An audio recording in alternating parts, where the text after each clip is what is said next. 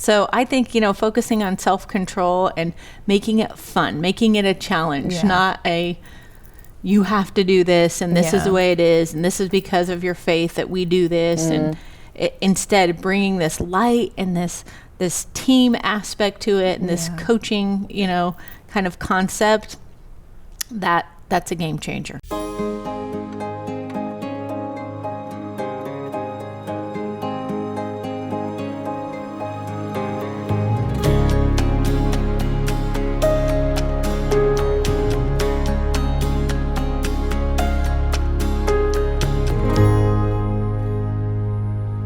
I am here with Jordan Langdon, who's the CEO of Families of Character, and they do parenting coaching and podcasts and different resources for families. And I love just this concept of being a family of character. Like, you hear that and maybe say, like, I don't really know what that means, but I want to be a family of character. So what can you tell us about what does it look like to have character or virtue within your family? What is it that you are trying to bring families to within your nonprofit? Yes, great question. Well, character is being formed, whether you're being intentional about it or not, right? The character of your kids is being developed every day as they kind of watch and model after you. And so we really believe that there is an intentional way to develop kids in character or virtue by just putting some plans around it. And so our mission really is to help strengthen marriages and unite families through this idea of having a weekly family huddle. And so it's just a beautiful way to get together and really manage the business of the family on a weekly basis, taking care of what's on the calendar and who's going where, when, and how you're going to manage all the things as a family, and then just focusing together on one common goal. And so that's really what it means to be a family of character, is that you're keeping the character of your kids and your spouse and your marriage top of mind, and then being intentional about like developing a plan to actually grow in character or grow in virtue on a regular daily basis. Awesome. And a lot of what you do, you kind of use sports as an analogy, which I think is really unique. And the family huddle, the family cheer, different things like that. Could you tell us a little bit about that, like practically speaking as well, bringing character into your family? Yes. We believe that the most important team that you'll ever be part of is your family. And if you've ever played on any sports team, you know what it's like to have a really rotten coach or someone who just wants to do everything their way. And there's just a better way to do it. You've also probably seen teams or followed teams that have really high energy coaches who are very positive, and they're pointing out the good in each player. They're recognizing the unique talents and gifts that each player brings, but they also have this very clear sense of identity and culture in their team that they want to build, and then make sure that everybody feels like they are truly part of the team. And so that's what we are talking about when it comes to kind of being a team and being team players. One of the things that we emphasize is if you want your kids to grow in a particular virtue, let's say it's organization or orderliness, and you want them to pick up after themselves and get up on their alarm and make their bed every morning. Our theory is do it along with them. Like, make this a family goal. Even if you already have the habit of doing that yourself, still track it on a little morning routine sheet beside your kids so that they can see with their eyes that you are in this with them, right? So it really takes, I think sometimes actually we can live under the same roof, but and kind of share the same last name, but we're kind of siloed, right? Everybody's doing their own independent things, even though you're living under the same roof. And so having a family huddle, having a cheer that everybody says at the end of the huddle where you pile in your hands and go, Team Langdon, or whatever your cheer is, it just really brings this sense of unity and love and belonging to the family. And that's so important because if kids feel like they belong, they know that they belong, when they become teenagers and early 20s, and they're coming to you with these really big, difficult things, you're going to be the recipient of that instead of their peers. And so we believe that forming the culture of the family is just so important. And it's just a non-negotiable, right? It's like something that we have to do in order to be sure that we we are all on the same page and we're headed towards the same mission. Right. I think, I mean, even the idea of coaching, of being a parent coach, yes, obviously fits in really well. And what a beautiful thing for you to be coaching people on how to coach their family in these ways of character and virtue and all of those kinds of things. It's I think a really unique calling that you have within that. Yeah. And even, coaching, I think, has gotten more and more popular just in recent years as well. And for most of us as parents, when you have this idea of like parent coaching, that sounds really attractive, probably above a lot of other options for things like that. What is it really that you find brings people to you wanting a little bit of help in that area? Sure. So we call it parent coaching, and it is. One of the things that we focus on in the coaching is really how to connect with your spouse amidst the chaos of family life. And that is what we're finding most parents are just desperate for, is just tell us how to date again. How do we connect on a daily basis when we're coming and going and feel like two ships passing in the night? And so we really help parents, recognize and prioritize their relationship in the family. Awesome.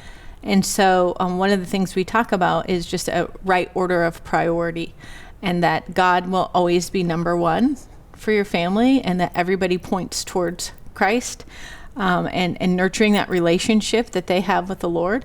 But then second is the marriage, right? That has to be above the relationship with your kids, right? And so a lot of parents will come into coaching, and the dad may be feeling like, he's seventh on the list of priorities for mom. He's kind of fallen down on the list of priorities, and mom's feeling like she's doing everything for everyone. And so it's helping them to see that, they started this family, right? It was their intention to build this family. And so they have to bring themselves back to that, second in line priority for the family, and make sure that their kids understand that mom and dad go on dates. We have private time in our bedroom, right? Like we have to have uninterrupted conversations in order to be fully present to you and be the best parents that we can be. Right. So sometimes people come, thinking like, okay, we're going to get this out of our parent coaching. And they're like, what? A family mission statement that's specific to us? And then like our own weekly family huddle that we can do for the rest of our life and have a format to it and make it easy for us. And so that's what we're trying to do, is just help parents to organize the business of the family and to be, participants in that, and keep it going on a weekly basis so that they can just let loose and dream and do the bigger things that sometimes people don't get to because they get caught in the minutia of the day-to-day. Right. That's awesome. I think a lot of what we hear about in parenting and things these days too is about creating individuals and confident individuals, capable individuals, but it's not as much as being a part of a team either. And I think it's hard also to know sometimes in parenting, how am I trying to create somebody that's going to be a functioning adult one day who is independent and capable and all these things, but also how do I teach them to be somebody who is all of those things but also holy? How are we really bringing those characters and those virtues together? How do you do that within your own home? What advice do you have to offer to the rest of us? Great question. So raising independent kids, so important, right? They are going to be independent of us. But I think that's where this plays out beautifully, because if you're working on one virtue as an entire family and your goal together is to grow in that virtue, organization, being on time, denying yourself sweets except for on Sundays, things like that, they're helping each other. Right? They're helping each other and being accountable. Good brothers and sisters will call each other out, right? Yeah, that's the easy one. Yes. And we tell our kids, like, listen, if I didn't make my bed, call me out. Yeah. Right? Or if I decide to break the code and sneak a brownie, bust me on that. And you're not going to be punished. You're going to be praised because you are trying to help the greater good of the family. Yeah. And so, I think when it comes to like kids being most successful and happy when they leave the nest, to the number one character strength to work on is self-control. which is so beautiful because as Catholics, we have that like built in liturgically for us, right? Yeah. Like Lent is denying yourself of something. Yeah. And so if you can condition your child to have mastery over, self-control or temperance, and they can, on a monthly basis, you can say, okay, for the month of July, no eating out. Our whole family is going to avoid eating out, fast food, restaurants, everything. And then you just make it fun, make it a challenge. Then they're constantly denying themselves on a daily basis. And then when it comes to teenage years, it comes to dating relationships, Right. they're conditioned. They've been used to saying no to their passions and Yeah, desires. huge. And so it's easier for them.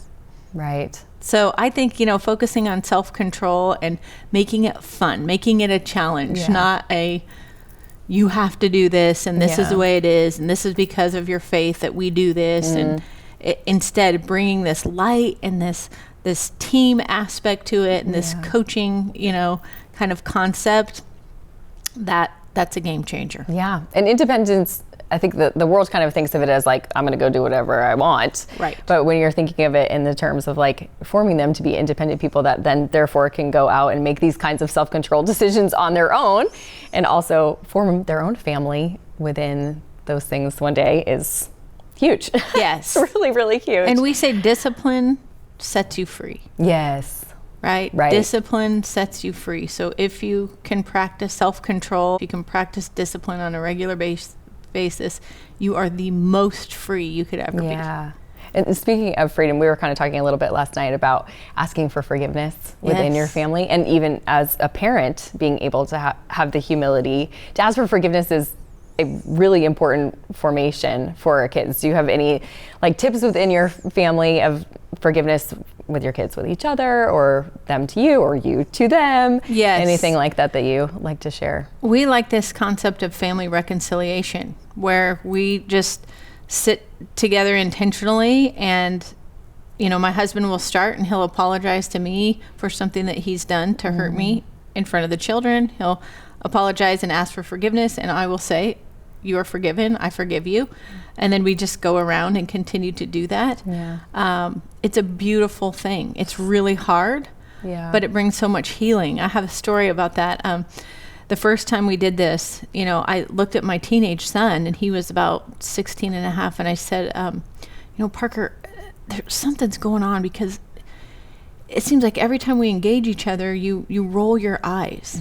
And that feels like such a sign of disrespect. But then I have to look at myself and think, like, what am I doing that you don't have respect for me, right? And I could have no longer gotten that out of my mouth. And he turned and said, Mom, I'll tell you exactly what it is. Wow. He said, on one hand, the day after I turned 16, you gave me the keys to the car and you allowed me to drive 500 miles down a highway by myself to go see our cousins. And it was amazing. I had the time of my life. I got home safe. Everything was great. And then the very next day you said, did you brush your teeth? Did you wear your retainer last night? And he's like, Mom, on one hand, you trust me with this, I could have killed someone with this vehicle, including myself. And then on the other hand, you're questioning whether I'm doing the non-negotiables. And of course his dad was like, all right, son, but for real, are you brushing your teeth? In your mom's defense. Right. But it was so beautiful. If we hadn't have had that reconciliation, I wouldn't have seen, the discrepancy in my parenting. And so it helped me to unhook. It was like, this is his sign of saying, Mom, I've got this. You can trust me in the big things and the small things. And it also took off my plate. I don't need to nag him. Yeah. If he doesn't brush his teeth or wear his retainer, he's going to pay for it later on in his own life. And so I got to let him go. So, but again, without having those consistent meetings and showing up for each other every single week, I don't know that there would have been that sense of safety in the family for him to be able to bring that up to me. Awesome. Yeah. It's so beautiful. It feels like such an irony that when we have the humility to ask for forgiveness, it's actually teaching our kids more than if we like act like we have it all together. We never do anything wrong. It's like such a better lesson for them in their long term of their life and in their relationships in the future and all of those things, and better for our soul as yes, well. 100%. Yeah, it's a hard thing to do, but worth it. yes, well worth it. Well worth it. Jordan, thank you so much for being here. It's been such a gift having you and hearing all of your wisdom in your talks for She Shall Become Woman. She Shall Be Called Woman. I just can't wait to get to share all of this with all of our participants. Such a blessing to me and for me myself to put it into practice. So thank you, Katie, for having me. It Yes. has been an absolute honor, and you guys have been so hospitable and Praise sweet Lord. to work with. So thank you. Wonderful. God bless Yes. you. Thank you. God bless you.